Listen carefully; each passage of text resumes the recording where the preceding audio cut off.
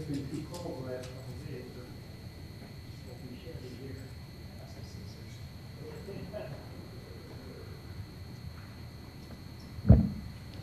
Good evening, everyone. This is the Quarry Commission regular meeting that has been scheduled for today, Monday, January 11th, 2021 at 6 p.m. Good seeing you, Ray. We have a few more commissioners coming in, so I'm going to pause for a second. Sorry, fell asleep.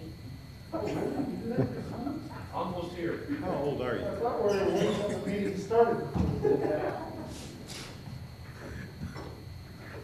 So the Garden Ridge Quarry Commission meeting is being held in a regular session today in the City Council chambers here at 99 Municipal Parkway.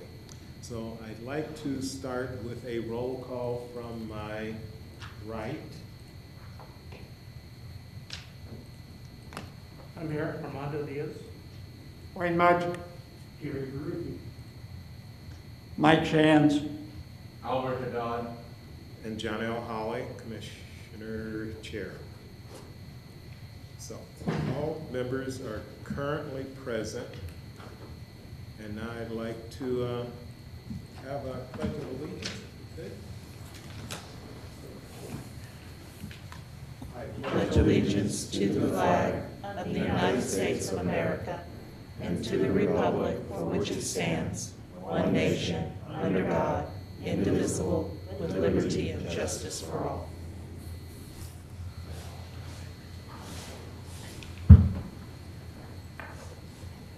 Mr. Chairman, I think we could also have a prayer for our country.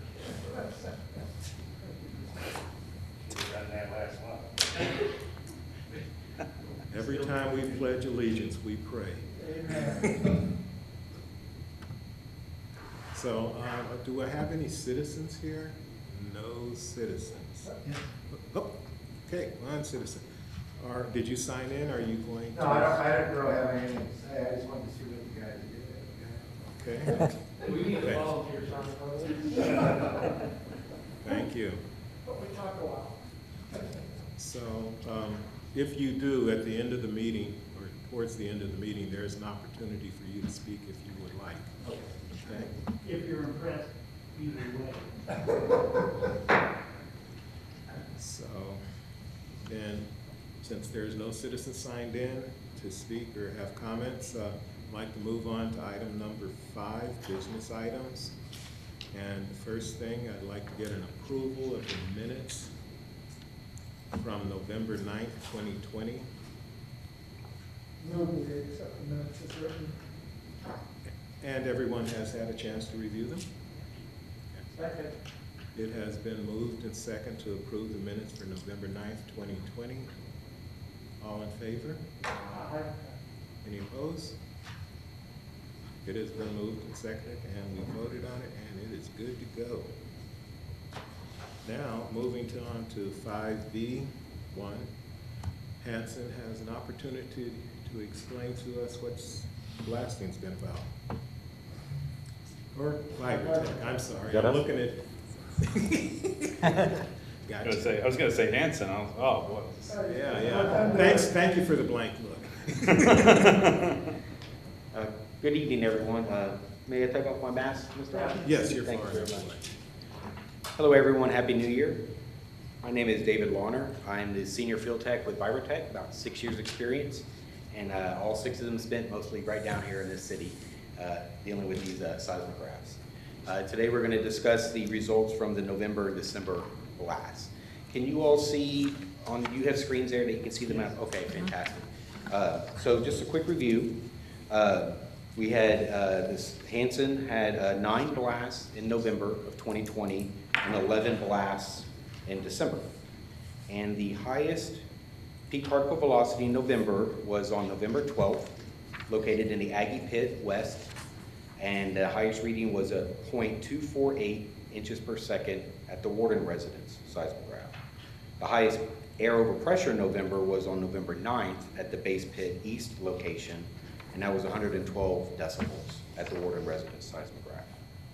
The highest peak particle velocity in December was on 1223, located in the Aggie West A pit, and that was a 0.218 inches per second, again at the Warden residence.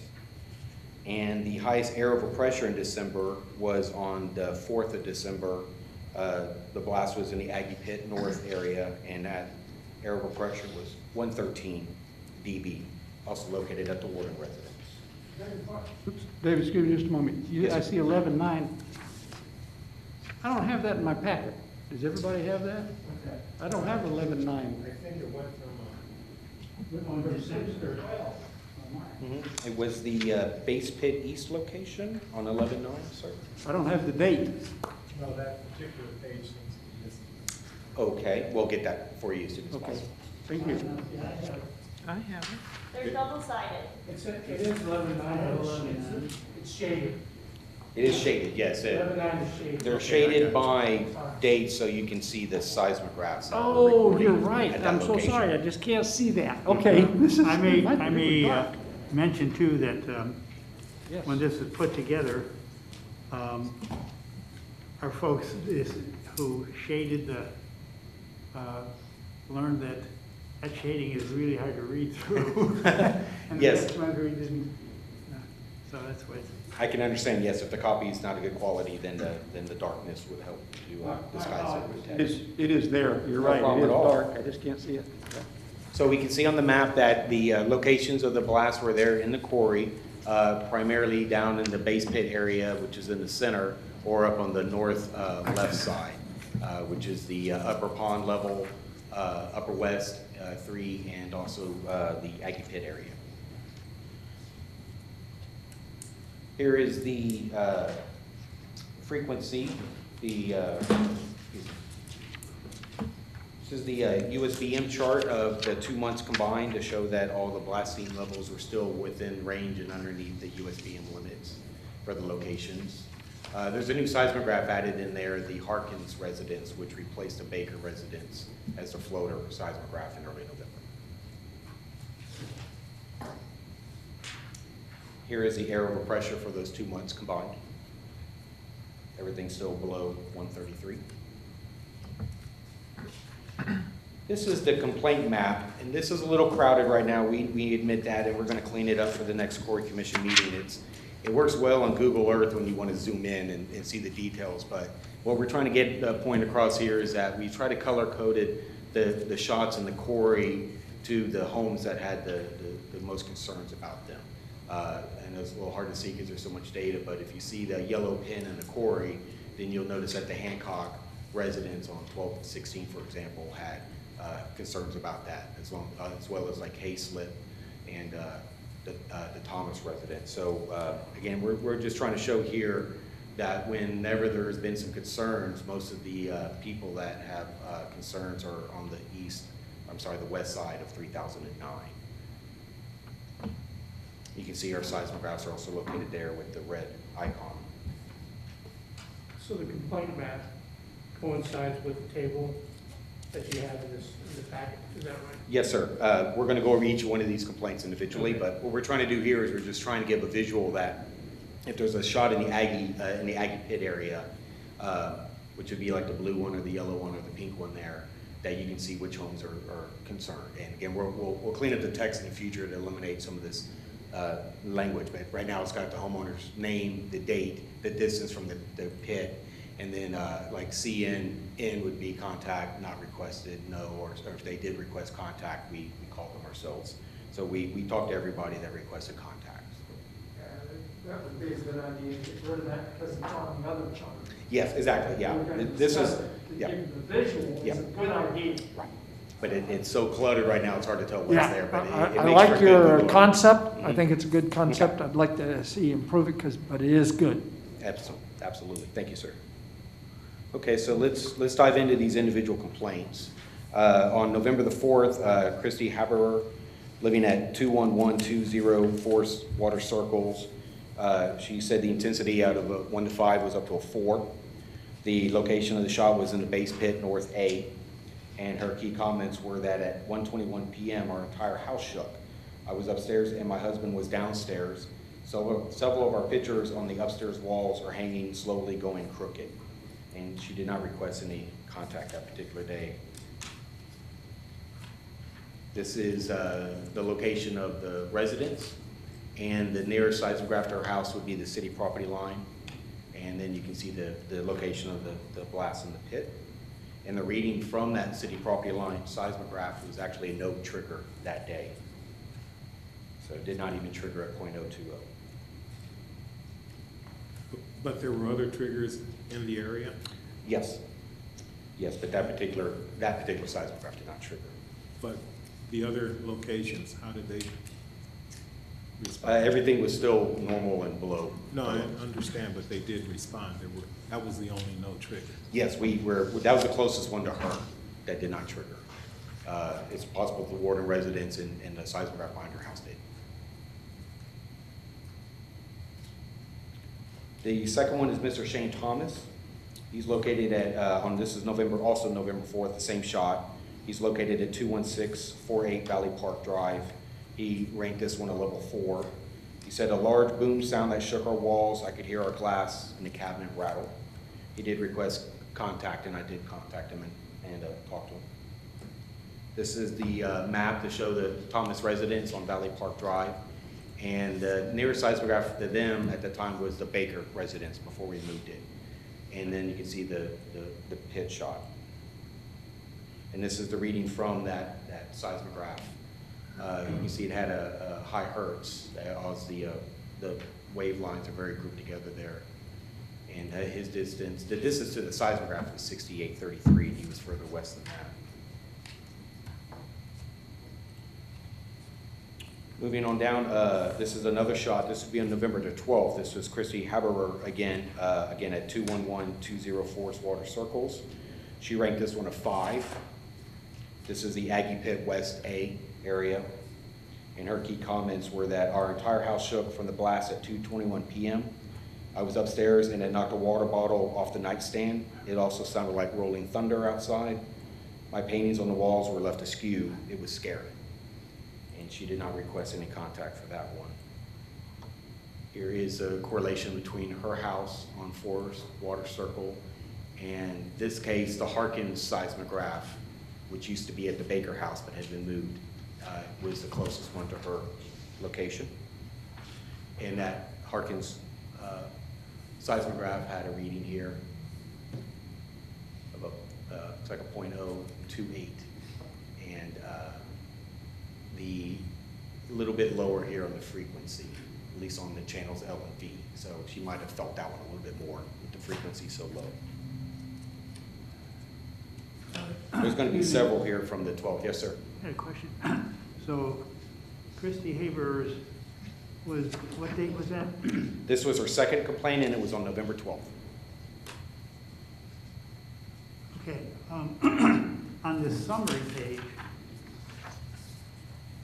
she's not on there. Different name. Look below the three that are real close together, Yeah. right below it. Okay, Goosh Murrow. It's a different name. Gotcha. But it's the same person, same address. Right, okay.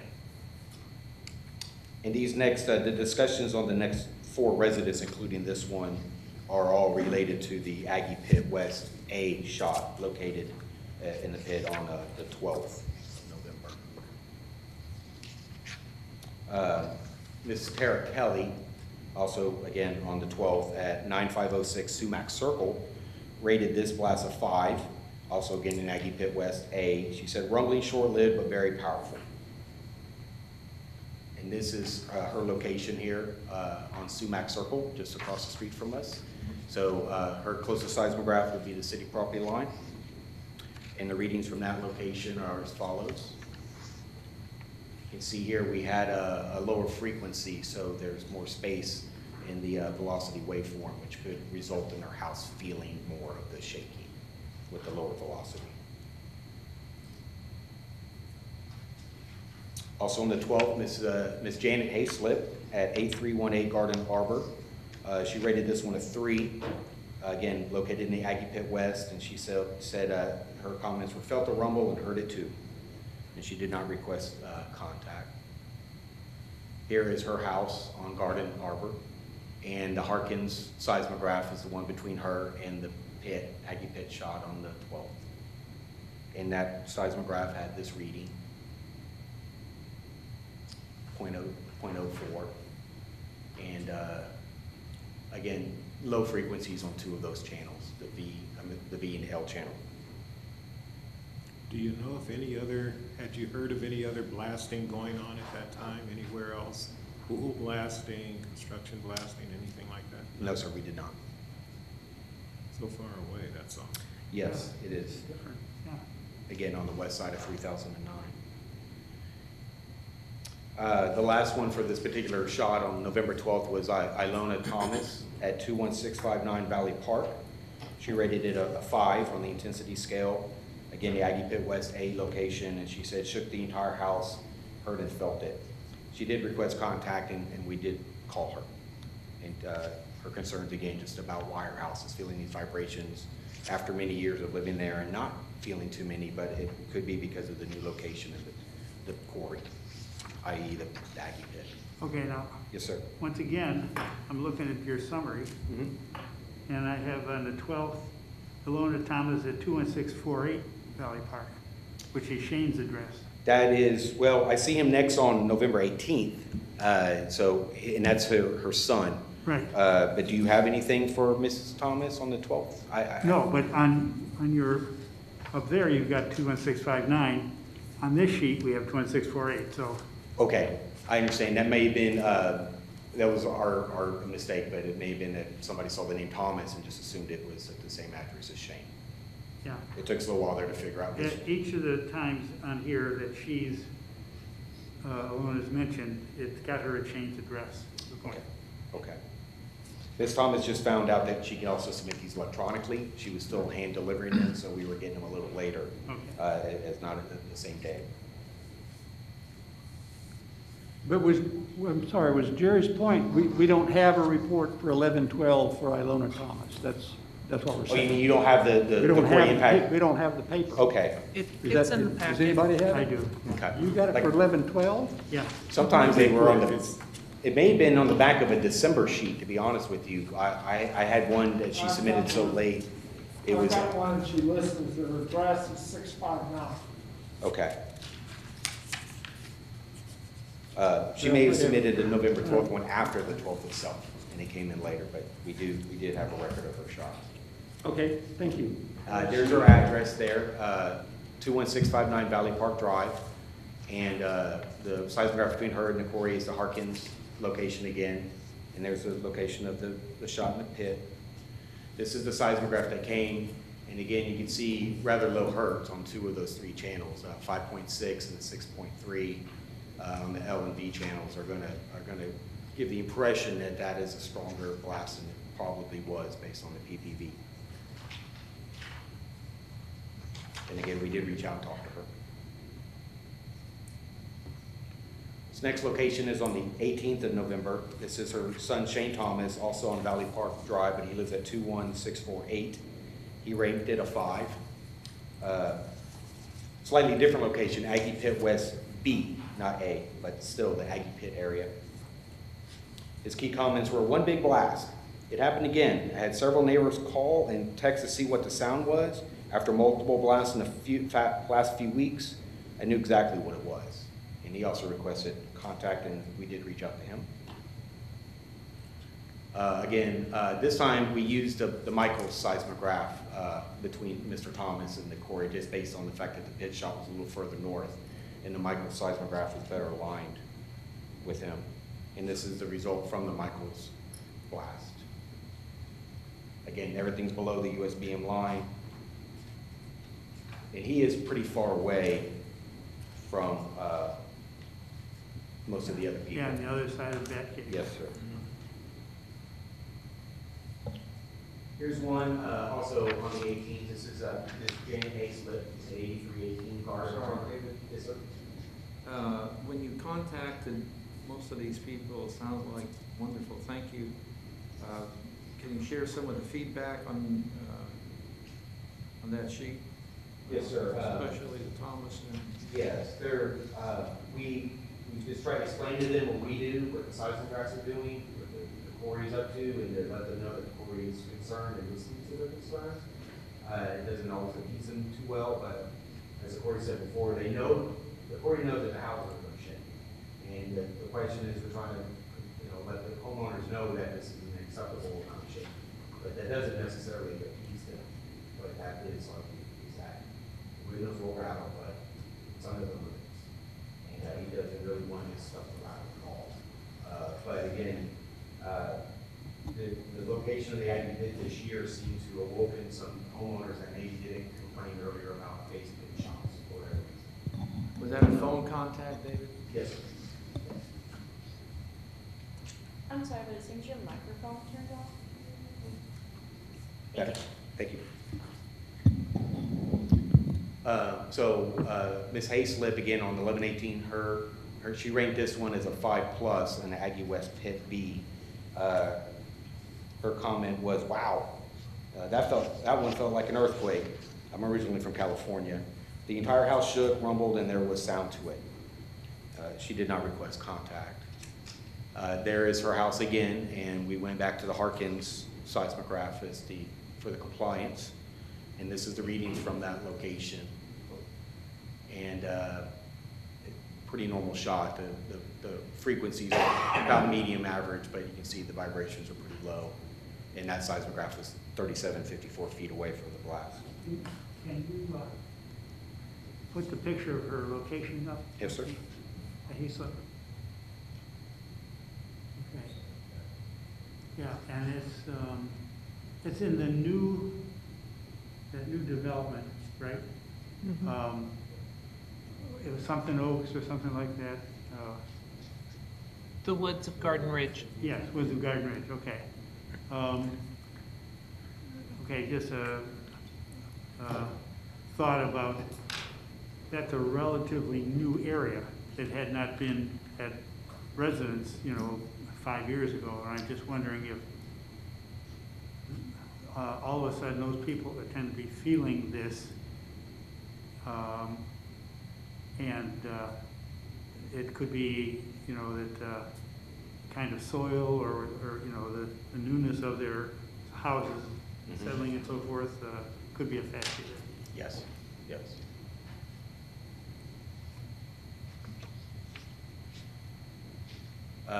The next one is Mr. Armando Diaz on November 24th, located at 21010 Gunther Grove.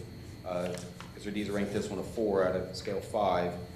This is the base pit northeast A, which he's located rather close to. Comments were, I have not been home to feel a blast in quite a while. At first, I thought what I felt was a sonic boom, and then I realized it was a blast. Heard wall vibration and felt some vibration through the floor. And he did not request a contact for this particular one. Here's Mr. Diaz's address. One of the only people that really complained in Trophy Oaks this time, which is, again, to show why the concerns now seem to be on the west side of 3009. But we did use the Holly seismograph as the compliance location between the blast and Mr. Diaz. This is the reading from that one.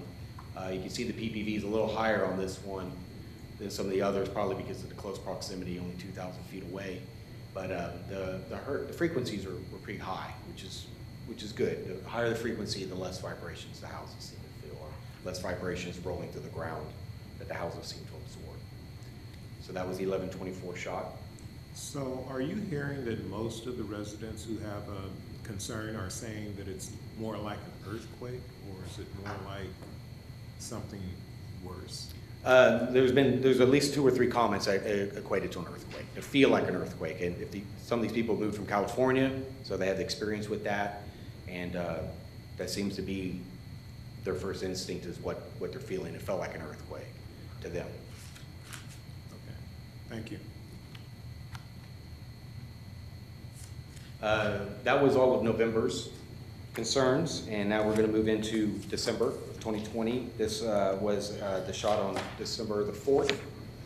Mrs. Midla, Vivian Midla, at 8724 Verano Drive. She ranked this one a 5. The location of the blast was Aggie Pit, North A. Her comments were that windows rattled inside the home. George was outside and I could hear the blast move across the ground and through the neighboring homes. It was unclear if she actually requested contact because that was left blank on the form, but we have spoken to them before. In fact, we used to monitor at their house with the seismograph. I do believe they are on the list to be on the floating portable seismograph in the future. So they're well aware of Vibrotech. This was the location of her house on Verano Drive. The Michael seismograph is the one closest to her in the blast. And this is the reading from the Michael's seismograph. Again, the PPV was, about average, but the frequencies are pretty high, which is good. But that was the frequency there at the Michael's seismograph. Another complaint from that same date was on 12/4 was Ilona Thomas, again at 21659 Valley Park Drive. She ranked this one a 5+, again located in the Aggie Pit North A location. Her comments was awoken from a nap by the blast. The house shook so violently that my pictures were crooked. And she did request comment, and we did reach out to her just to let her know that the Quarry is listening to her concerns. This is a location of her house and on Valley Park Drive, and we used the Michael's seismograph for the readings. And this is the readings from that seismograph. Did you offer or suggest that they could have a monitor there? We spoke to Shane Thomas about that, but not Ilona Thomas. We talked to Mr. Thomas. And his comment? No, thank you. He said he didn't want it on his property. Thank you. The same day, December 4th, Miss Janet Hayslip at 8318 Garden Harbor. She ranked this one a 5. Again, it's the Aggie Pit North A location. She said the house rumbled and shook, woke my dog from sleep, and caused her to yelp. And she did not request any particular contact for this one. This is her house again. And you're starting to see, I guess, Grouping. a grouping, and this is what that compliance map will be better showing in the future, is that if there's an Aggie Pit shot on a particular day, we want to show all the homes that were concerned about that shot, and what you'll start to notice is that they're all on the west side of the city. That, in all the years, 6 years that I've worked there, we haven't had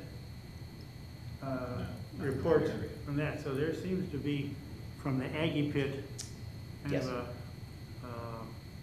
what is it, a line of whatever the soil is, or the impact is being felt now by folks who never had it before. Yes, sir. Like I said, my 6 years of working with Garden Ridge, I've not seen, this either. It used to be the base pit shots and Trophy Oaks, that was the noisemakers, but now the Aggie Pit is definitely rattling some people's homes who have lived there a while themselves, but this year was new to them. They didn't experience this because they weren't shooting in this location in 2019, I don't think. Have you been able to look back at any of the history or anything like that to see what kind of, I'm missing the word, I want to say fault lines might exist in that direction or anything like that? Have you been able to see anything like that? I don't know that myself. Maybe Nick can speak to that, but I know we've got records well over a decade of blasting at this quarry. But I do not know of any particular fault lines. There could have been some studies done on soils before, maybe to learn where the clays are at, but I do not know about the fault lines. At this time, we're not aware of any major fault line that goes. This is the seismograph to Harkins residence for that particular complaint from Mrs. Hayslip. And again, below the USBM curve line there, and the frequency was rather high on this one, which is good, and that's why the velocity waveform lines are all bunched together. It's really what we want to see if they're going to successfully pull off a blast, and that allows them to break the rock up, which is what they're trying to do inside the quarry. This is a new date now. This is going to be the 7th of December. This is Vivian Midla, again at 8724 Verano Drive. She ranked this one as a 3. This was the only shot location that was not a base pit or an Aggie pit that brought up concerns. This shot was located in Upper West 3H, which is still on the far west side of the quarry, closest to her house, but this is the only concern from that particular location. And her comment was that blasts stay more underground than previous blasts, heard pipes vibrating throughout the house. And for her concern, we looked at the Michaels seismograph to determine what the readings were at that location, and this was a no trigger at this location. So that meant the seismograph at 3,000 feet at 2955 did not trigger, yet she still felt some kind of, vibration after that.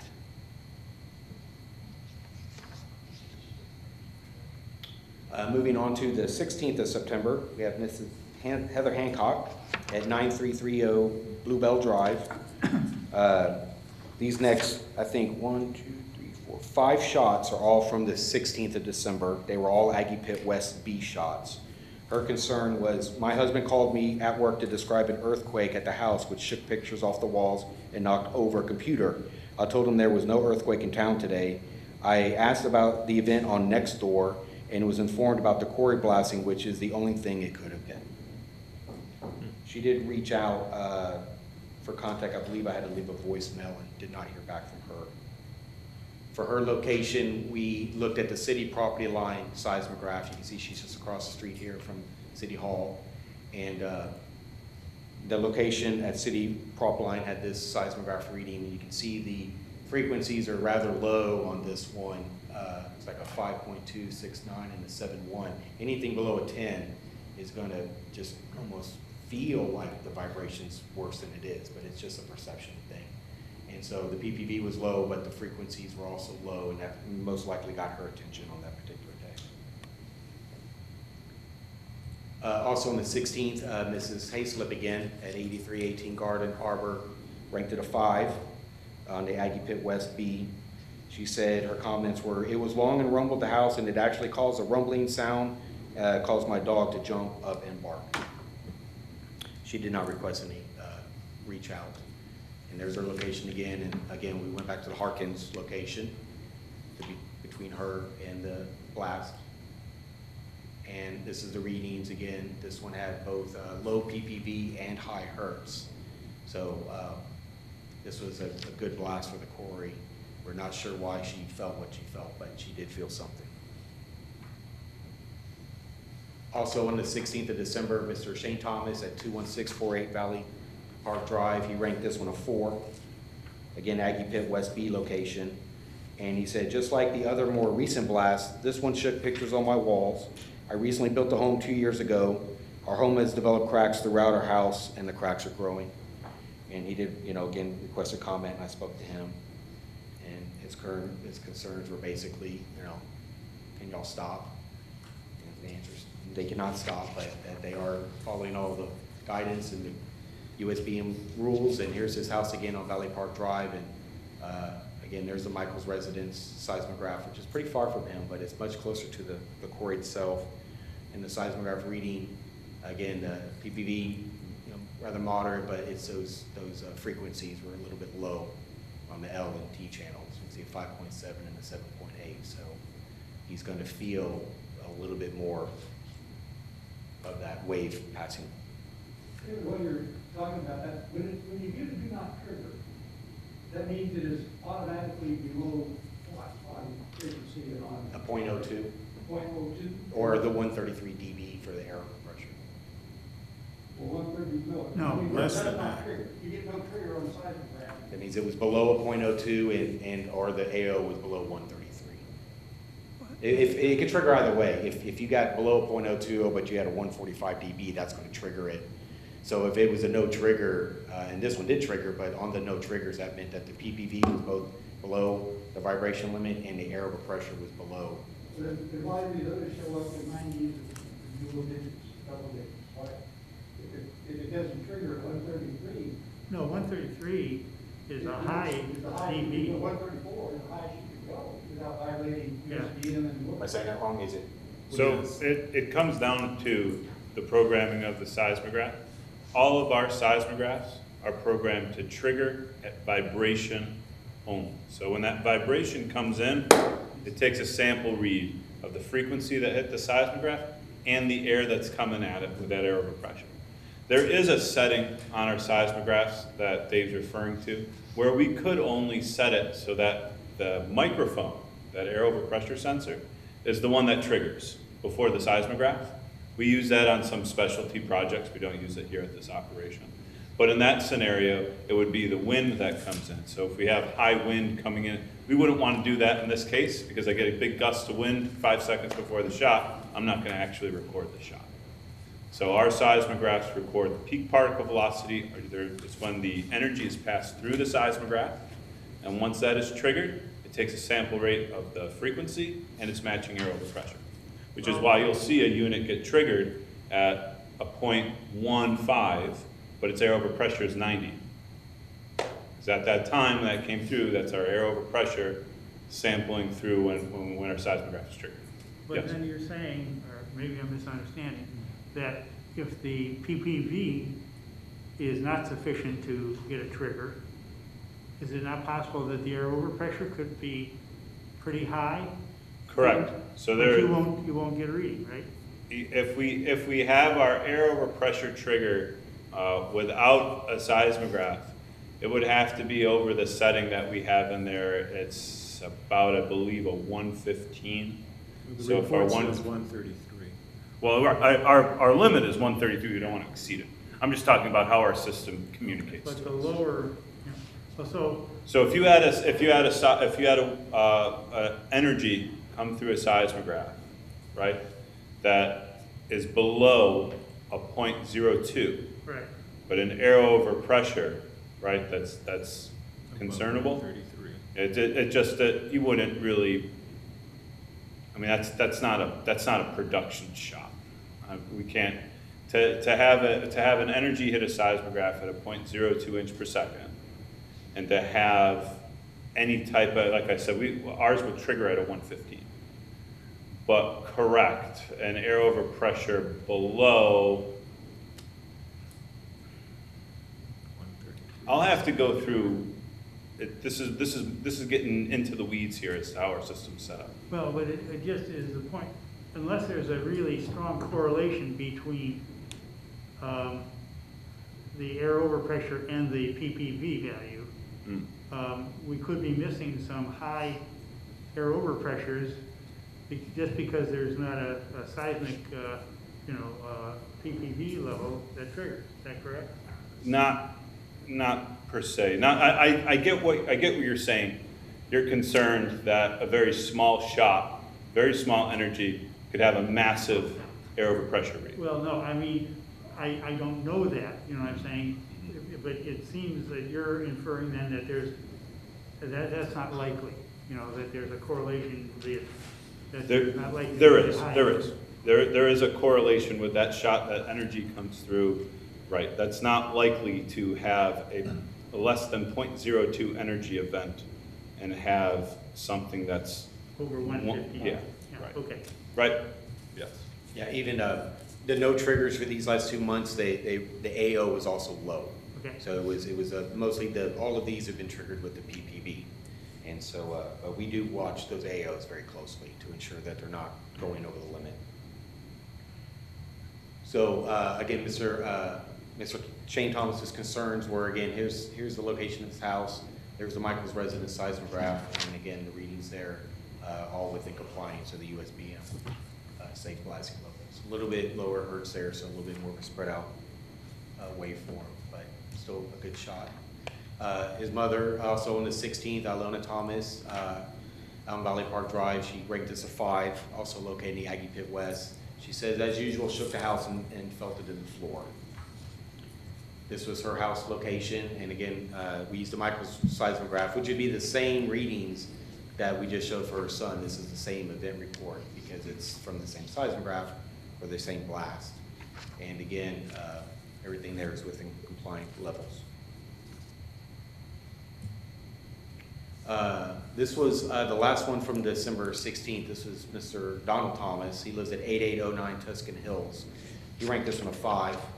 And again, the location was in the Aggie Pit West. His comments were, the blast shook my whole house. I heard my raft and the roof shaking. This was such a big blast. I called the city water department and spoke to the lady there. This blasting has cracked my drywall and cracked the floor tile. My china cabinet was rattling, shaking. I have lots of crack due to the blasting. I have damaged my home that I would like for them to repair, and even previous blasting have created cracks in my wall, paint peel falling. This was very, very, very, very loud, and it moved through the house and the entire house shaking. This blast has damaged my home. And they did request contact. I spoke to both Mrs. Thomas and Mr. Thomas about this concern. And again, a lot of them were just concerned about what's changed the last year. Why are they feeling things that they didn't feel prior to 2020? And it seems to be correlated to the location of the Aggie pit. For the Thomases, this was, again, we looked over at the Michael seismograph, because that's the one between them and the location in the pit. And again, here's the same seismograph reading as the other Thomases had from that location. A pretty modest blast, but still well within acceptable limits. It's kind of weird, it's kind of weird on that blast on the 16th. Yes, sir. Is that it seems like the peak particle velocity was higher at the Warden residence.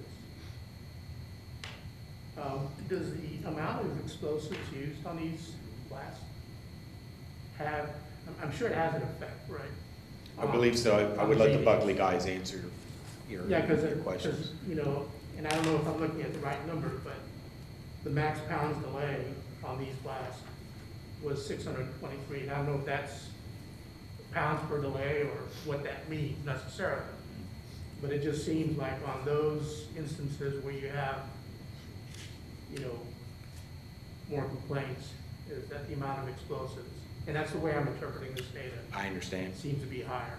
And the Warden residence seismograph probably had a higher PPV just because it's closer to the quarry itself. That's another, right. Yes. But yeah, the Buckley guys behind me, they would be the experts on addressing anything with the max pounds and how they load their shot. And a lot of it has to do with the timing and the frequency of that blast. Sure. They're learning. That's a nice thing you got to give you guys credit for, is that they're learning all the time how to reduce the vibrations coming off. Yeah, because I'm sure it depends on whatever the product is the quarry is after. And the Determine location how is, much explosives to use, right? the location is key. What we see at the Warden residence versus the Warden property line. And those areas are right next to each other. Right. And statistically, you'll see the Warden residence is always higher than what we have. It depends on where they shoot the pit, but typically up in that area. The Warden property is the lower of the two readings, and it's closer. So, you know, historically, that's always been the case. And what we've determined is that when you're standing on that property, you're down low here at Warden residence, or Warden property line. As you get to that residence, you're going uphill. That whole deposit there is clay, so it's responding more than what you see at the Warden property. So clay responds more than, Right. Mm-hmm. than something more solid or something more dense. And to go down a rabbit hole, Mr. Diaz, and I'm happy to talk about this, but you got to remember. I've done plenty of rabbit holes. You know, the limestone they're mining. Everybody says, oh yeah, that rock in my backyard is what they're removing. Well, that's not necessarily so. It's layered like a cake. So when they're down there on that pit, they're hitting those walls. That could be one belt of limestone. Then everybody in Garden Ridge has a big clay thing, and they got another deposit of limestone. Some people have built on that limestone, but then there's also clay seams on top of that. So again, we're measuring that energy being felt through all of those layers. And everyone will say on the commission here in agreement, it is not uniform, is it? The layering, the soil layering throughout the area. It's very tricky to pinpoint that exactly. Nick, while you're on that, the other thing that's interesting is that I know it varies because of the angle, but on one of these, I think it's like 300 feet from one monitor to the next monitor on the Warden property line. Mm-hmm. Is the lot even that deep? Is it 300 feet? Oh, I know he's got that pond back. Is his a bigger lot than a lot of us see, like the 7/10, 8/10 of an acre? He's got a larger one than that? It's long. Sorry. Okay. Well, I've only been on it once when they were putting in the wind stuff, but didn't seem like it was up. Okay. Thank you. Okay. Mr. Shane's, the Warden residence seismograph is in the middle of their backyard. It's near the swimming pool. The Wardens, when they lived there, had concerns about the swimming pool. The Warden property line is actually off the Warden residence altogether. It's under that power line easement. And what we noticed, as Nick was saying, is that the Warden residence usually got a higher reading because the vibration seems to be increasing as it's going up that Up the hill. hill. So we kept both those there, even though they're close by each other, just so we could have a base total of what's it down on the ground and what's it like 45 feet up and 300 feet away up near the pool. And the new people that live there, I believe they're the Spires. They've been very gracious of allowing us to monitor their, so we have a historical reference of all the vibrations coming at that location for the past decade. Thank you. The last concern was on 12/23/20. Sorry, Dave. Yes, sir. Apologize. Sir, Alona, Tom, do you have a question? Yes, sir. Yes, sir. Did you have a chance to, because this seems on the Thomas, Al, can you get up close to the microphone? We can barely hear you. on Donald and Rosie Thomas. Yes. Was wondering if you made a visit because they're very concerned about the cracks in the wall and the floor. Yeah, we did not make a visit to their house. They did not particularly request on my phone call with them to see their house. They were just, again, the curiosity, the concern of like, why are we feeling this now throughout this year when we didn't feel these in the past? But on that particular day, on 12/16, there must have been a larger one than they were used to that got their attention. And she said she heard the rafters rattling in the attic. And Did they address the cracks when you talked to them on the phone? Yes, just that. And they say we need them repaired. How were you able to address that? Well, Nick's experience is that he's seen other homeowners also request the homeowners that the homes be repaired. Homeowners? The homeowners requested through us to say we want the quarry to fix our house, but then when we actually talked to the homeowner, that did not come up in the discussions. It was just more about why is their house shaking, and all I could do is relay the concerns that we're monitoring, that the quarry is still trying to learn how to reduce these vibrations, and that again, looking at all the other seismographs, that everything was in compliance, and say this is something that is ongoing, but we're trying to reduce that, and they seem to be okay with that. But not entirely happy, but understanding that this is part of what happens when you live this close to an active quarry site. It's interesting that they did not address it because that was the main complaint. Right. I think when they write these key comments up, sometimes they're very, very angry at the time, and they're venting in a way, which is healthy. But then when we speak to them later, maybe they've calmed down a little bit, maybe not. But we like to talk to them and reassure them that the quarry's listening to them, and that we are third-party independent, trying to monitor and trying to get a feel of this, and ultimately they seem to accept that. The last concern was on 12/23, Ms. Alona Thomas, again, 21659 Valley Park Drive. She ranked this one a 5. She was the only complaint from this particular day. Location of the blast was Aggie Pit West A, and her comments were sick and tired of the frequent blasts. And again, especially the last few months, it seems like the Aggie Pit was being hit with production a little bit more. So her concerns were that, again, just the frequency that she's feeling these vibrations. So I spoke to her again and tried to reassure her that we are monitoring and trying to, if there was if we had anything over the limit, we would tell the quarry. We're not working for them. We're monitoring them. It's our job to be independent and to say these are the results. And for her particular case, we went back to the micro seismograph, which is again pretty far distance from her, but pretty close to the pit. You can see in the pit the location of that Aggie West, how they're moving a little bit further west all the time, or at least they're going deeper. And this is the seismograph from the Michael's residence. Again, rather decent peak particle velocities, but some of those frequencies a little bit low, 9.3 and 15.6. So she probably felt more than she wanted to feel. Yeah, and again, the max pounds delay on this one is 780. And if you look at the Warden residence and property line, they measured 0.21 and 0.20 respectively. And again, I think they're closer, but I think if anybody had been home anywhere in that neighborhood, they would have reported it. Yes, yes. And of course, this year with COVID, there are a lot more people home this year than they may have been in the past, but they are definitely in a new location, the quarry, and that seems to be what's get these homeowners' attention more than in 2019. That's all I have for you today. Do you have any questions, sir? Yes, Nancy. Back about, I want to say it was about December 10th or so, I may be wrong on the date, but you contacted me about placing a monitor at Paul Davis Park. Yes. And y'all did place the monitor there. Yes, we did.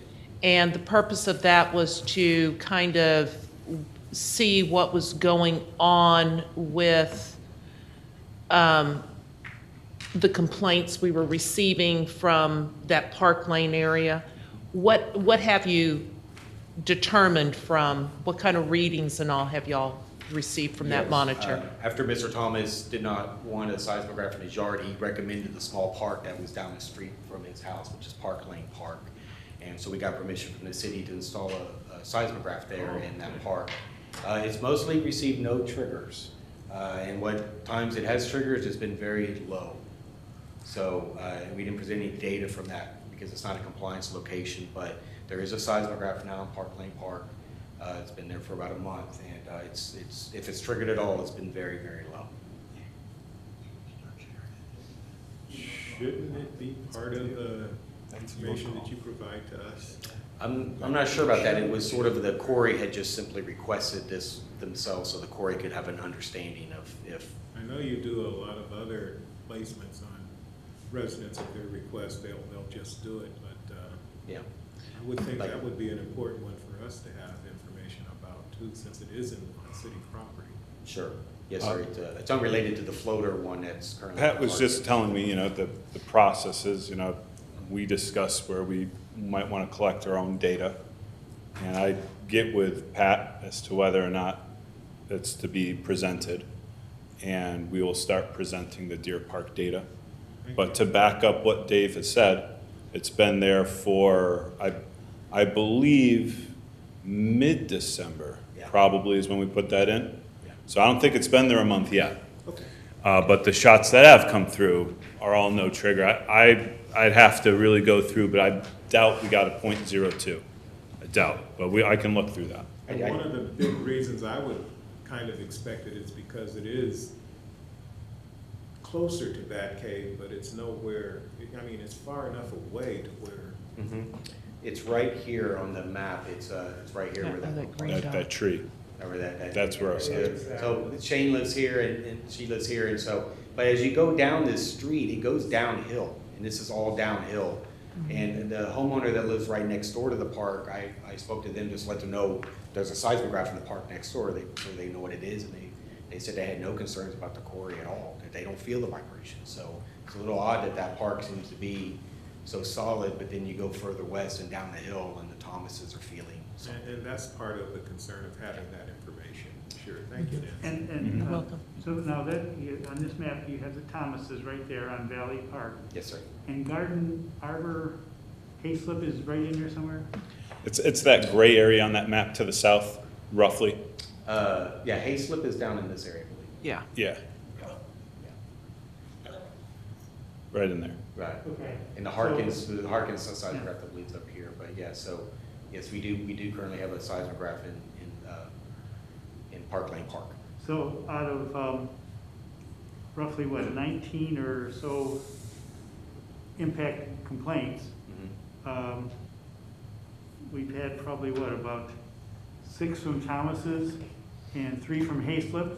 Yes. So half of the complaints are coming from that area. Yes, Admittedly, only two family. correct. I think it's something we ought to take a look at, and just, as long as there's this correlation between Aggie Pit and that area, we might, I don't know if we should have some information to that neighborhood association or whatever that, you're likely to feel this, but there has not been high blast information, significant blast data from the monitor we have at Park there. And if anyone in your area would like a monitor at their property, we could do that. I mean, Well, if I could make a suggestion, yeah. and you take this as you guys would like, but it's good that we got Baker moving, because it had been there for a year and a half, but when we finally moved it to the other side of the street. So, good that Harkins is getting his data. I would recommend, the last meeting we were here, I know Mrs. Midla had asked to be put on the roaming monitor list. You make the decision. But the Midla residents, Dave, if you wouldn't mind pointing, it's somewhere up in between Thomas and Michael's. Almost perfect. It's somewhere right where that green dot is. Right along in there, yes. That might just be perfect. Yeah, it would move from this particular area, I believe, over to here. So that's in George Ranch. Yes, sir. Yes, sir. She did request to be put on the list, but I don't know if there's others in front of her or what. I'll leave that up to you.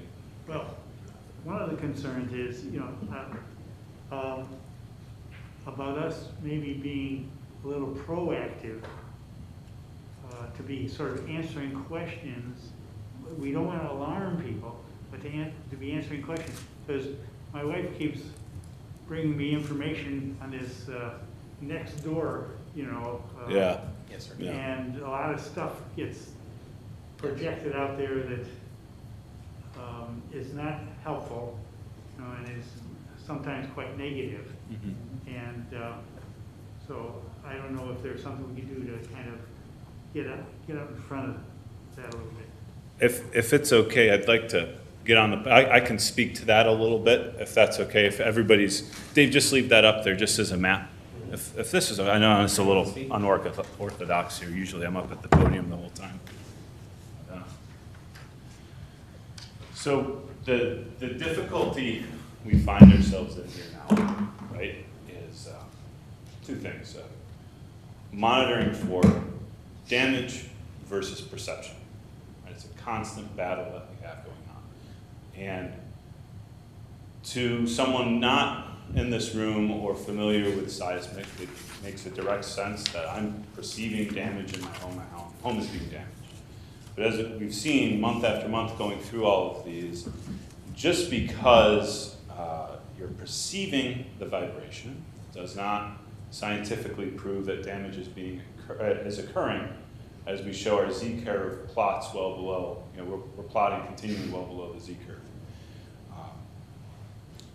Now, when we have an event come from the Aggie pit, and we have at the city property line or at Michael's, we have a low PPV, but we do also see that low frequency as well. Remember, energy, the further away it gets, is going to dissipate. So we know our acceleration is going down. But also that already low frequency, that's also decreasing. And we don't know, every shot's different. The position of the shot is different as to where we can say exactly at this distance, we don't get any acceleration, we don't get any frequency, we don't get any of that on this particular shot. So we know someone passed that, that's just not a valid complaint, because as we've proven here time and time again, this is where the energy stops. We'd love to have that perfect circle around the area where we could just mathematically say anything within 1,000 feet, you'll feel it. If you're outside, it's not, but we just know the geology of the earth doesn't move that simple, right? That's why we're out here measuring. The perception is getting increasingly difficult to combat, because unlike with our damage criteria, the perception is constantly changes. It changes to the individual. It changes as to where they're standing in their house. It depends on how old their home is, its location, the direction. All of those things play a major role in perception. Damage criteria, where we're based off our criteria, that comes from the engineering licensure of building homes here in the United States. The materials they use, there's certain regulations they have to go to, so we can actually quantify that number. That's more uniform. But it's getting very, very hard, especially when you have people moving in that are brand new into brand new homes, that are not familiar with any of this at all. It catches them off guard. Someone that lives from California moves here for a month or two, and one of these comes off, it almost sets off a panic attack because they're just simply not used to it. I think the only tool we really have in the fight here is the education. To sit down and say your perception, differs between person to person, location to location, all of that. But it is being worked on, it is being monitored, you will feel it, you will not receive damage. Well, we're monitoring to make sure there's no damage being formed, right? And it's not just here in Garden Ridge, this is a Texas thing, it's a nation thing, when people are coming in closer and closer to these facilities, that perception is getting very difficult to track. And when I have someone, contact for 2 months, I've got several concerns on there, and they're saying, don't contact me, don't contact me, don't contact me. I've got nothing. Or when they say contact me, yeah, but I don't want you to put a unit here. I've got no way to go against that. Mr. Baruki, I can give you my card, I can give anyone here on my card. If there's someone in Garden Ridge that is genuinely concerned, that comes in time after time after time, please let them contact me. I have no problem coming down, meeting wherever, and I'd be more than happy to educate and line out what we're talking about. But for complaints or concerns that come in time and time again, but they just don't want to hear from me or any of that, that's getting very difficult and they're starting to pile up, as we just saw in the last 2 months. So I just wanted to state that. I don't know what more can be done. I'm happy to help out as we can, but monitoring that perception is really getting to a point here where education needs to be pressed into these communities. And that's why I'm trying to think of how we get up a little ahead of that perception. Yeah. Because frankly, it's pointed out to me, and the comments sometimes on Nextdoor are, well, the Quarry Commission, then some accusations that we're not ever doing anything, we don't care, and we do care, and we've been caring and attending this for years, and I'm just trying to think of how we can you're never going to reassure, once they get in their mind that it's there, but at least we can assure folks in the community that we're actively working it to keep it to a certain level. So I'm just trying to figure out how we do that. Maybe I'm just ultra sensitive to criticism. I get my fair share as well coming through with this gig. So I stand ready and able to come out with that, but I really think community education is something that we should be pressing a little further. That's all. Nick, we start Wednesday. Wednesday, we're going to have the community relation meeting. Yeah. And we're going to reach out to Nancy to get some input on how to get the commission involved. Very good. That's all I had to say. Yes, sir. I'd like to ask really more a question of our city manager, Nancy. Sure. Is that part of education that was brought up, when we welcome them to the city, do we let them know there's a quarry? Because 22 years ago, when I was looking for lots, I had an option on a lot here, earnest money actually, to buy a lot in Trophy Oaks. And then somebody told me, there was a quarry behind it. Okay. So we decided to go to George Ranch. So my question, is it possible to educate some of the newcomers, especially from California or anywhere, that we do have a quarry in Garden Ridge area? After they purchase.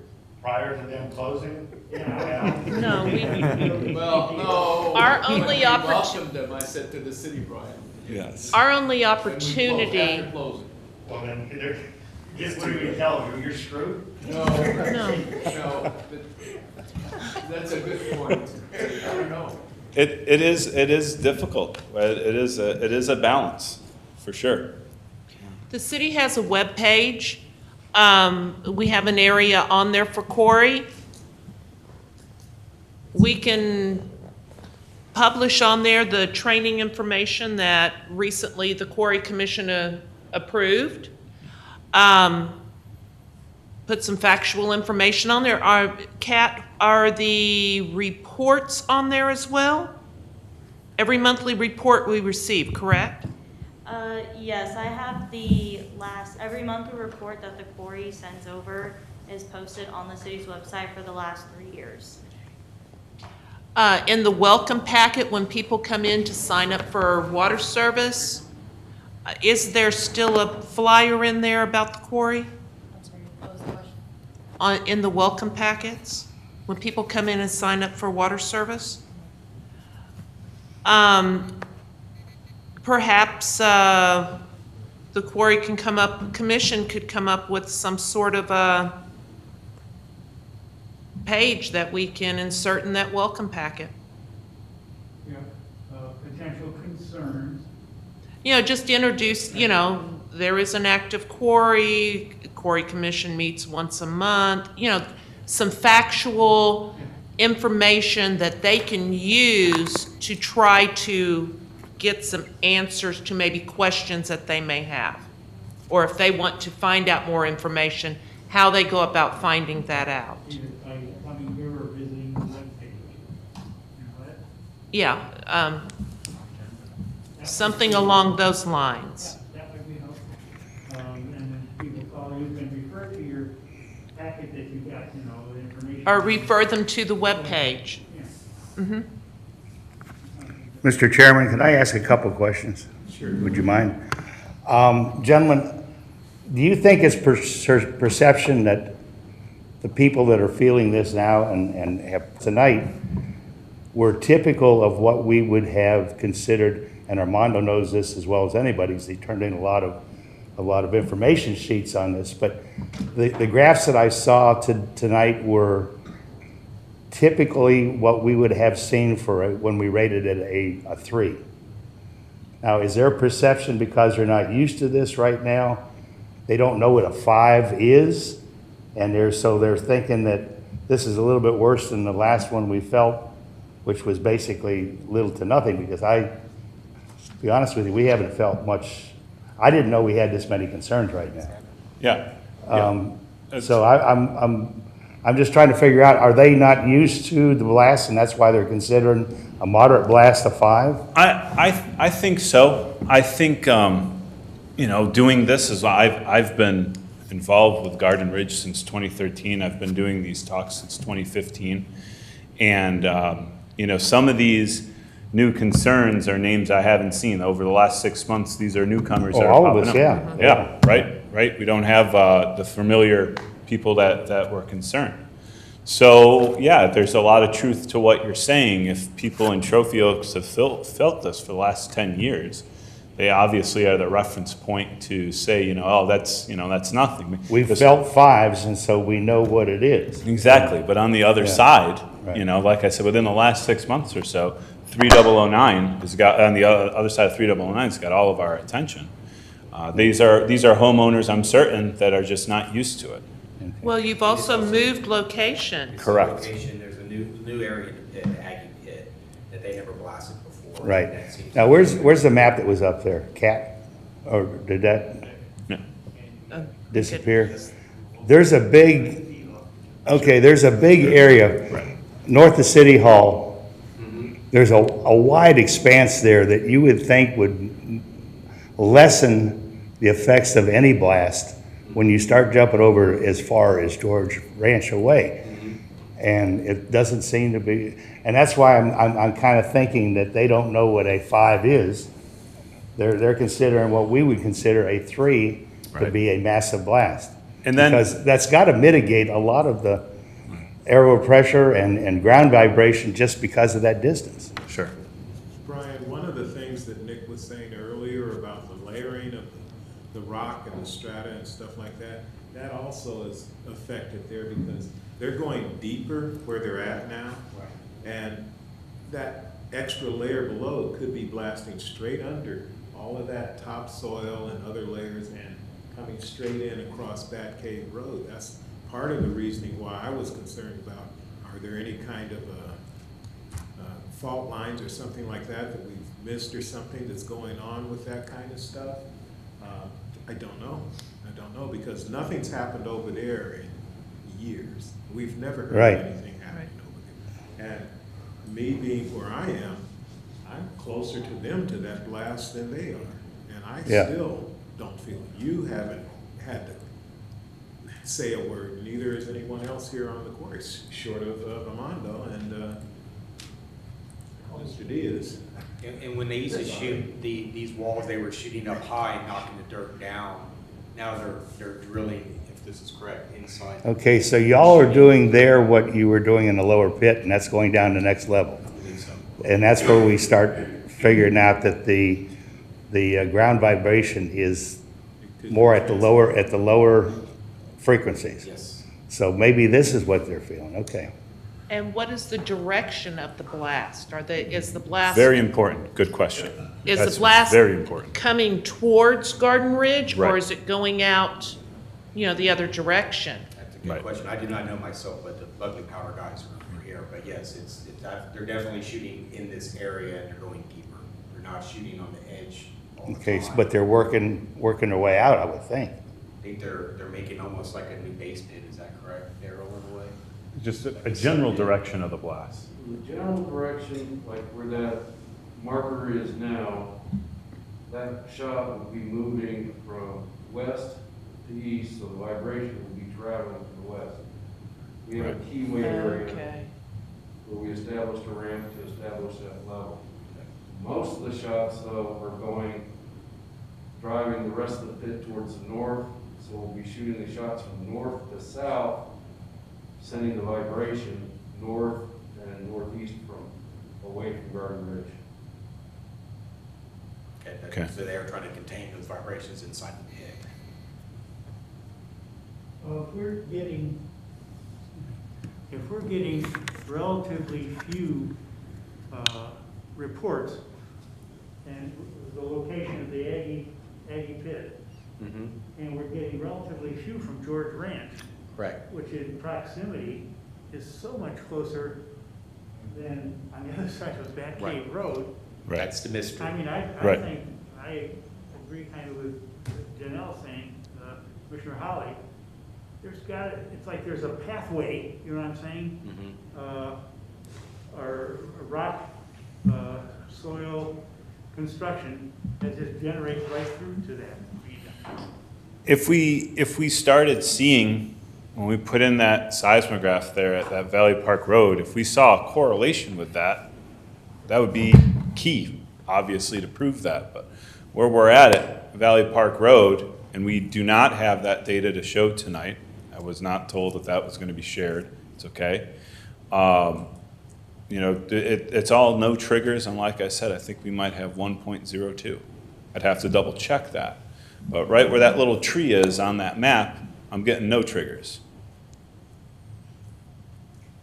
But again, very, very true, my statement and Vibratech's statement is, as a whole, we don't know what we don't measure.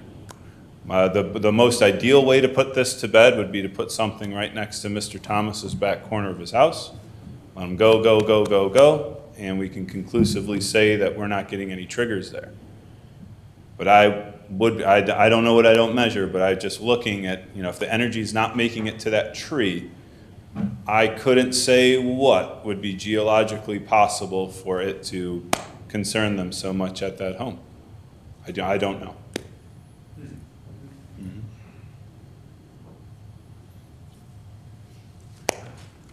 Well, we can look at this for the next series of 2 months, and then if it continues, then we may want to try and convince Shane or Alona to actually help us with a monitor. I kind of have, I know Shane a little, Okay. and Alona, and so I might, if it continues, I might just try and convince them that it would be in their interest. Let's take a look next time. Good. Thank you. Councilman, anything else? That's just it. I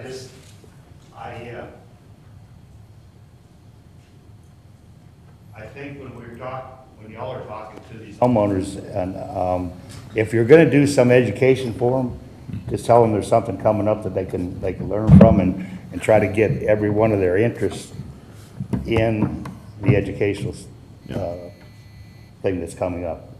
We'll see how many people respond to that. But like I said, you have so many that are not paying any attention to don't want to talk. Maybe they don't want to learn either. Right, and that to circle, and it's, I don't know if we can jump around the itinerary, but on our education, to do vibration terms, right? I don't have a presentation or a list of these terms. I was speaking with Pat kind of privately here during our next meeting. We're actually going to, instead of me standing up here and saying, well, this is what this term means, this is what this term means, I think it would be much better if that was condensed in a readable, printable packet that is approved by Hanson and Vibratech itself for the Quarry Commission to maybe have as a reference to give out to anyone that's concerned, right? So that's what we have to move forward on that, and that we're going to start making more of here at our next SurfTex meeting. Thank you. And just possibly encourage, anytime you're talking to these homeowners, that every blast you do it's not a learning experience, it's a test to see if you can do it any better. Exactly. I mean, you guys know how to do it. Exactly. It's just how can we do it better and press that on the people also. Okay, thank you. Interesting times. Okay, he's sitting down. Item number 5. 4? Okay. Any other discussion on the December and January? Oh, sorry. I was at the meetings. The council did not have any information for us about what they were doing or anything, and so I didn't present them with any information, such as the number of blasts or where the blasts were at, or the issues that for example, like we've discussed tonight. This is something that can be brought up at the next city council meeting, and I would, don't mean to jump, but you guys all need to take a minute and show up at a city council meeting. When is the interim period over? I'm sorry? When is the period? We've talked about this before. When is the period over where we have to make sure that we attend at least 2 meetings a year? I know they suspended it. They suspended it during the COVID. So, it is a calendar year. Right. It's based on the calendar year. Right. So is it still suspended this calendar year, or is it something we need to get? It was last year. Do we need to get on over there, start making those meetings right now? You should, yes. It's still suspended. Do what? That requirement is still suspended, but you're encouraged to attend council meetings. We feel like we are practicing, safe measures. This is the way the council meeting is set up each month. So you're still encouraged to attend, and we will document whether you were in attendance or not, even though the requirement has been suspended. And there is, the reason I say is I came up one night and there was no place to sit. Some nights we have a crowd in here. Some nights there's chairs left over. We really never know. Well, to be honest, that was the only one time that I tried. Oh. And I was very relieved. I just came in, said hi, and walked. I'm trying to think of when was that? Something was going on at the city council at that time, and you just wanted to. I can assure you that there was, because I saw the people. Fair enough. Okay. And I heard them. Okay, so that's a different issue then. But what if you would have if you would have stayed a little longer, you would have been accounted for. And I'd have had to let all of them pass within 2 feet. But you're right. Oh, well.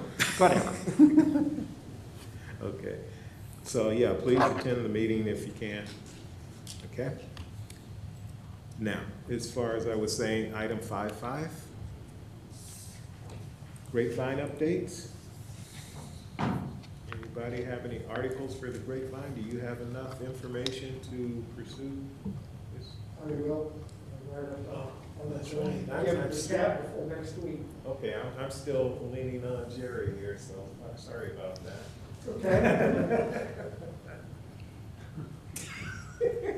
Sorry, okay, so you have enough, thank you. I'll let that go, you'll get that to Kat. And moving on. New business C, 5C. And we just discussed that pretty much about attending the meetings, city council meetings. Don't forget our ordinance 210-022018. We want to try and maintain that. It's great, it's a good thing. I know, take a breath, try it anyway. Okay, so now item 5D. Yes, you have questions, sorry. Okay, where are we in terms of our once potential new applicant for commissioner, for court commissioner? There's two Oh, it looks like it's. sessions we've had where Gary has said he was interested in becoming, serving on the commission and it hasn't shown up. Has anyone followed up with that at all, or? I did send another email to Mr. Dillinger and did not receive a response. But actually for tonight's meeting, there was another individual, Mr. Bursner, I believe is his last name. He was the intended applicant for this evening. I emailed him last week. I received no response from him. So therefore, I don't believe, I'm Mr. Beers. Oh, you're Mr. Okay, there you go. Did you, well, I mean, we have it on the agenda, so for all intents and purposes, would you like to interview for the vacant position? Super. I apologize for skipping over that part. I thought I was gonna miss it, but I read the entire resume is qualified. definitely. Well, I see he's breathing. Yeah. He's great. Thank you. Well, what do you guys want to know? How do you pronounce your last name? It's a Beersner. Beersner. Beer Stir. Beersner. Snur. Beers. Beers. Beers. Okay. Yes, Mr. do you Beers. have anything? Yes, I'm so sorry. Okay. Good job. Beers. So, It's in our packet. yeah, I'm definitely looking at it. I went through it once. You have such an extensive. Well, I deal a lot with, I do oil and gas exploration, seismic. I do program management, quality control, design work. And I'm used to dealing with PPV, with explosives and vibrator trucks. So we go through towns, high culture areas where we're dealing with the local population on that. Wow, great. Thank you for being here, for sure. I don't want to be over presumptuous. Do we need to take a vote? Okay. You said you would like to be a. Yes, I would. Great, I appreciate that. I'd like to. Can I get a second? I'll second. Okay, it's been moved and He had seconded. me as you if this I just read the resume, that's all. Yes. I'm sorry, who made the motion? is Albert, and I Albert. second. Okay, thank you. Okay. All in favor? Wait a minute, discussion? Discussion. I have a question, Mr. Beersner. I'm going to vote for you. Don't worry about it. But I really like Beer Size Inc. Is that a six-pack? What is that? That's a play on my last name. Beer It's says, oh. Seismic. I do seismic work and beer, right? So Oh, it's beer seismic, not another right? language. Okay, All all right. right. Well, it says 6 beers, and I thought, well, this is my name. They can do all the refreshments. Okay, good. Go ahead, sir. Sir, The only John. question I would ask, are you aware of the requirements for what you're gonna sign up to do? Not really. I mean, you have to be a resident of Garden Ridge. I'm not sure what else I have to do as far as being on the commission. I'm not sure what those requirements are, what I have to fulfill there. Well, it's, we meet every other month now. That could change back to once a month like we used to do. There's also a requirement to show up to a city council meeting twice a year. And there are, in the ordinance that was discussed, there are rules about how many meetings you can miss, either excused or unexcused. And there is always a possibility of requirements coming up that the commission has to meet other than the normal scheduled meetings. Yeah, I think I can find the time. The oil and gas work's pretty much dead right now, so I have a lot of time on my hands. You're not retired? Are you still employed? Yeah, well, I'm selling real estate. Or you're still now. on your own company? Yeah, I'm still actively seeking work. I turned down an overseas job last week that I just wasn't, I'm not interested in going overseas anymore. It's a good idea. Okay. Other discussion? David, I have a simple question. It's amazing what you have done. Are you a sea diver also? No. No. I noticed something about the bottom of the sea or something like that. It was really interesting. But, oh, the ocean bottom cable? Uh-huh. Okay, yeah. It was in the Gulf of Mexico. We used to lay geophysical sensors on the bottom of the floor, right? We call that ocean bottom cable. Very, very interesting work. Right. Very expensive, but very interesting. Yeah. Your family man, it looks like. Yeah. You built a nice home here. I want to welcome you personally to Garden Ridge, and I'm sure we all do.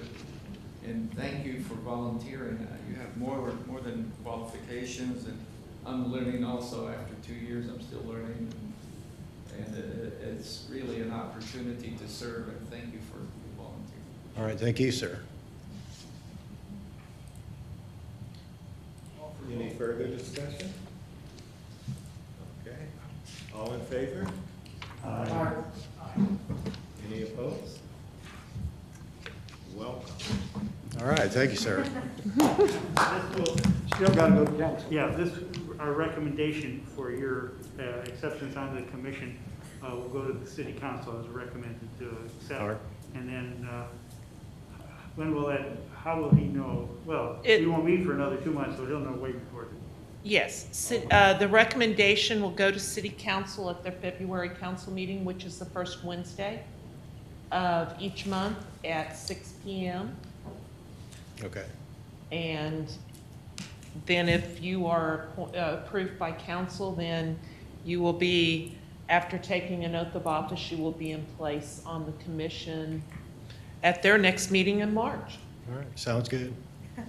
All right, thank you. You're welcome, Yeah, thank thanks. you. And David, I will say,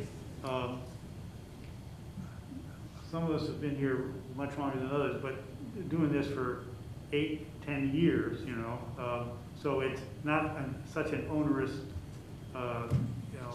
mission or requirement that it's not. We feel like we're doing a service for the community, and it's worth our time and effort. So Yeah, and I thought I had the expertise. I'm used to, I know a lot about PPV and dynamite and vibrations and high culture You have more than areas. both. Yeah. Thank you. Thank you. Sorry about having to wait as long as you have, but thank you. Thank you.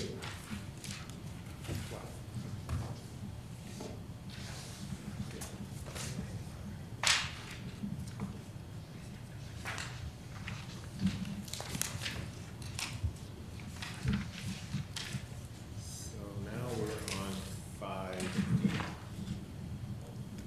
which is Have you all had a chance to look at or review the Quarry terminology 5D1? The blasting material, educational materials. Have you had a chance to look at any of that? Yes, I did. Some of it is technically pretty complex. Or either that or I'm not the sharpest tool in the box. Well, but I do think, I mean, I'm the person who always says, let's put it out there for people. And so, Nick, were you going to go over that material right quick, or? No, that's what I kind of referenced to earlier. And I think that Pat and I were talking about if it's okay. I simply don't have it to present, but we would like to deliver I'm envisioning not a dictionary, but certainly like a booklet with terminology, graphs, and figures that can be distributed between you guys here and then can be copied and sent out into the public. I feel like that might have a bigger punch. However, if you would like me to go through something like that, on March, it's my apologies not to have something hard copy to present right now, but that could be if we want to educate this group versus that. It's your call. So, does everyone understand that this is here for you to look at, to review, to check over? Be sure to have some comments the next time he's here so that he can present what he has. I had a question. Would this course qualify,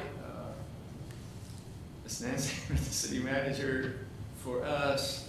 Because there was a presentation also on the internet that you wanted us to look over. Would this qualify as a credit for that course? No, Kat? what? I'm sorry, but what Course course on the are you internet. referencing? Yeah. Yes. There, in the book that we're supposed to study as Quarry commissioners. So the two videos that you're required to watch are the Open Meetings Act as well as the Public Information Act. Yeah. And those are in regards to you as a commissioner, not specifically related to the Quarry Commission. So unfortunately, no, this educational material would not excuse you from taking those two courses. Thank you, Kat. Yes. Interesting question. Thank you. Any other comments? Commissioner Hawley? Yes. Ordinance 210 does talk about continuing, further education for the commission, and I do believe that something like what is in your packet tonight would qualify as a continuing education for the commission.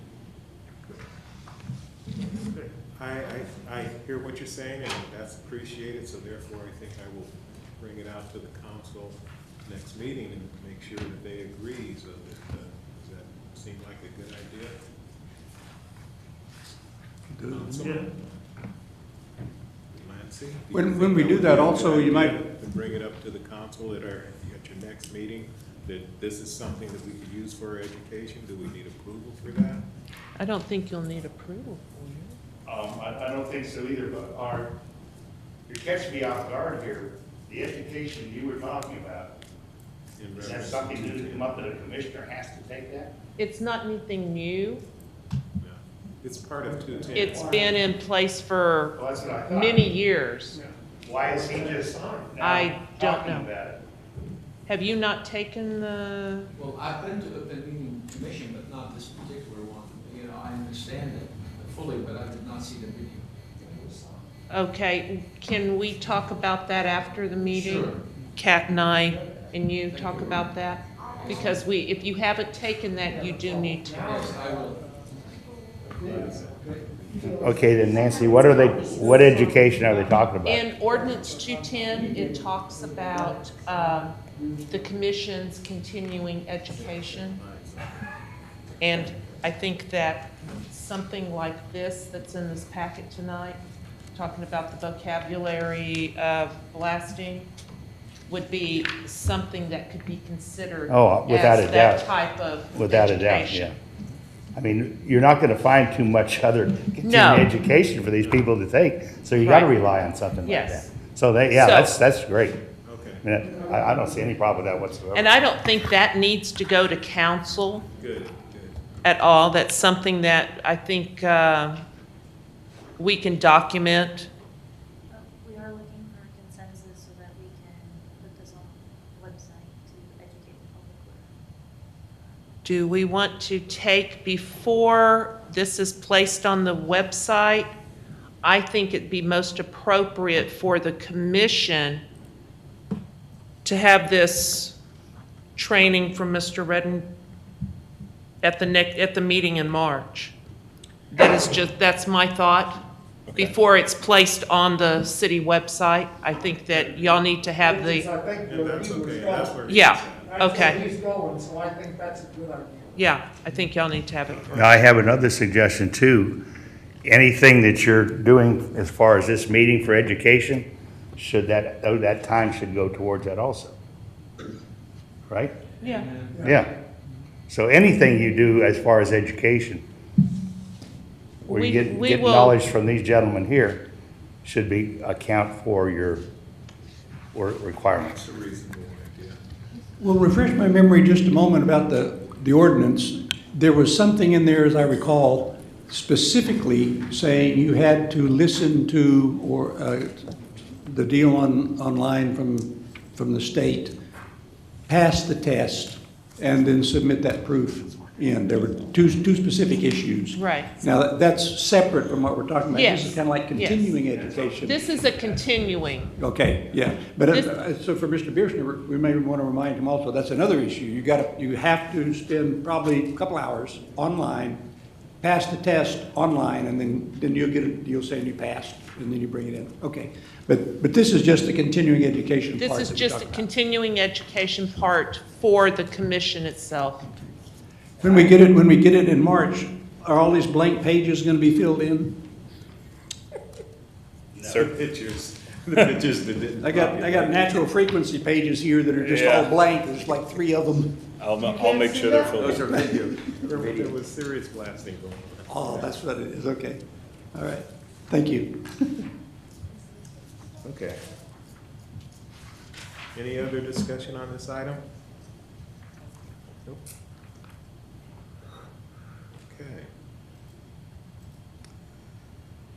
Oh, boy. Does that also cover the future items that we wanted to discuss in items E? Any other input for the agenda? Talking about having Mr. I think that would be the next Nick, one. okay. And just keep in mind that our next meeting is March 8th, 2021, at 6 PM here in the City Hall. You said March 8th? March 8th, 2021.